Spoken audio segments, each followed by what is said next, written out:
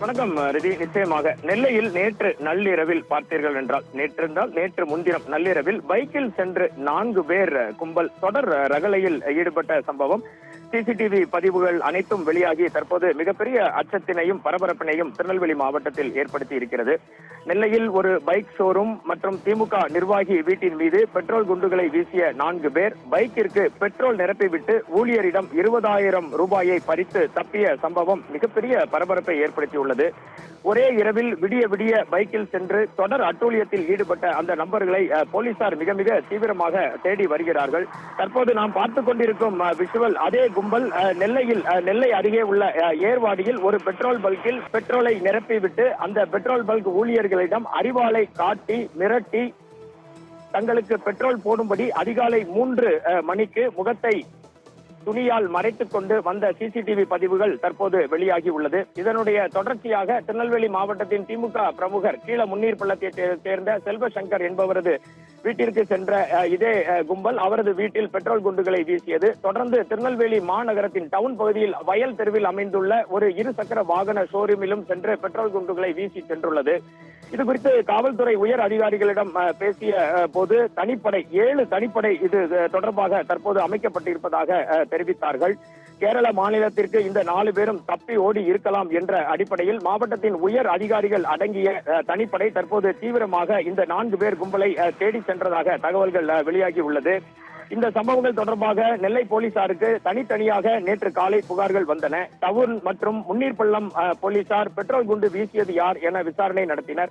அதே போல ரிதி நாங்குநேரி அருகே உள்ள தளபதி சமுத்திரம் பகுதியில் உள்ள பெட்ரோல் பங்க் ஊழியரான ஏர்வாடி ராமகிருஷ்ணாபுரத்தை சேர்ந்த மணி என்பவரிடம் பெட்ரோல் போடுவது போல் வந்து மர்ம நபர்கள் 20,000 பறித்து சென்றனர். அவரை அறிவாளை காட்டி பொது வெளியில் மிரட்டிய சிசிடிவி பதிவுகளும் தற்போது வெளியாகி உள்ளது. எனவே டவுன் முன்னீர்பள்ளம் ஏர்வாடி போலீசார் அந்தந்த பகுதிகளில் பதிவான கண்காணிப்பு கேமரா பதிவுகளின் அடிப்படையில் விசாரணை நடத்தியதில் பல திடுக்கிடும் தகவல்கள் வெளியாகியது.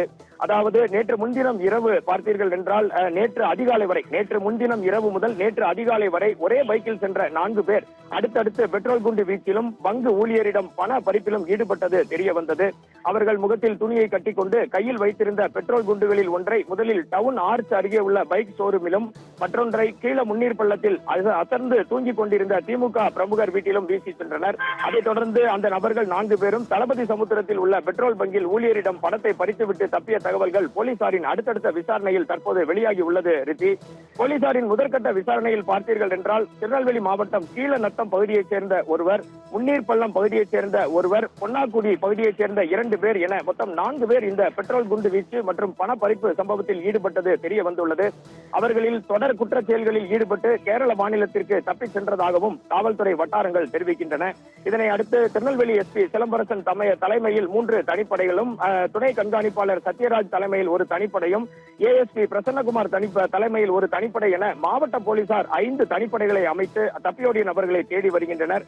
அதேபோல் திருநெல்வேலி மாநகரத்தின் துணை ஆணையாளர் கீதா தலைமையில் ஒரு தனிப்படையும், டவுன் உதவி கமிஷனர் அஜித்குமார் தலைமையில் ஒரு தனிப்படை என 2 தனிப்படைகளை மாநகர போலீசார் அமைத்து விசாரணை நடத்தி வருகின்றனர்.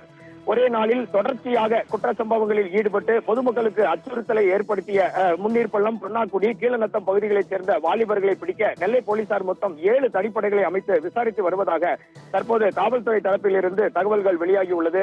எது எப்படி இருந்தாலும் ரிதி, விடிய விடிய திருநெல்வேலி மாநகரத்திலும் மாவட்டத்திலும் காவல்துறை சோதனை சாவடிகள் அமைக்கப்பட்டு மிக மிக தீவிரமான பாதுகாப்பு நடவடிக்கைகள் நடந்து வரும் நிலையில் இது போன்ற ஒரு சம்பவம் நடந்திருப்பது திருநெல்வேலி மக்களிடையே மிகப்பெரிய பீதியை கிளப்பி இருக்கிறது என்பதை மறுப்பதற்கில்லை ரிதி. இதுவே தற்போது இந்த விஷயத்தில் திருநெல்வேலியில் இருக்கும் கள நிலவரம். தொடர்ந்து செய்திகளையும் தகவல்களையும் சேகரித்துக் கொண்டிருக்கிறோம் ரிதி.